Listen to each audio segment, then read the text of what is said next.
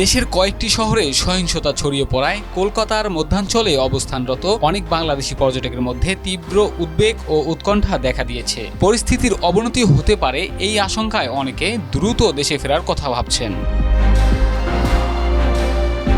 কলকাতার খুবই ব্যস্ততম এলাকা Marquis street, free school street ও কলোনি স্ট্রিট। বাংলাদেশ থেকে পর্যটকদের বড় একটি অংশ চিকিৎসা ভিসায় কলকাতায় গিয়ে এখানেই অবস্থান করেন। বাংলাদেশি পর্যটক, খাবারের দোকান, ট্রাভেল এজেন্সি ও মানি এক্সচেঞ্জের ঘনত্বের কারণে এলাকাটি আনুষ্ঠানিকভাবে মিনি বাংলাদেশ নামে পরিচিত। শুক্রবার অনেক পর্যটক জানান, দেশের পরিস্থিতি আরও খারাপ হলে তা শুধু তাদের পরিবারের নিরাপত্তাই নয়, ভারত বাংলাদেশের পারস্পরিক যাতায়াতকেও প্রভাবিত করতে পারে। লিলি বিউটি সোপ, যার অ্যান্টি এজিং গুণ তারুণ্য ধরে রেখে ত্বকে করে উজ্জ্বল, তারুণ্যময় উজ্জ্বল ত্বকের জন্য। রিমার্ক। এ নিয়ে তারা উদ্বিগ্ন, তাই দ্রুতই দেশে ফেরার কথা ভাবছেন অনেকে।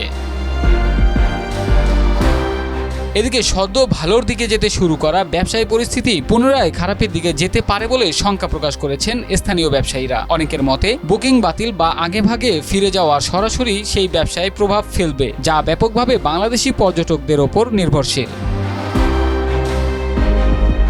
দেশের বাইরে যাই হোক, কলকাতায় বাংলাদেশি পর্যটকরা সম্পূর্ণ নিরাপদ বলে আশ্বস্ত করেছেন কলোনি স্ট্রিটের গেস্ট হাউসের ব্যবসায়ীরা। তারা জানান, দেশের অনিশ্চিত পরিস্থিতি স্বাভাবিকভাবেই তাদের ব্যবসার ওপর প্রভাব ফেলছে, তাই পর্যটকদের আতঙ্কিত হওয়ার কোনো কারণ নেই। ব্যবসায়ীরা তাদের সম্পূর্ণ নিরাপত্তা দেবেন।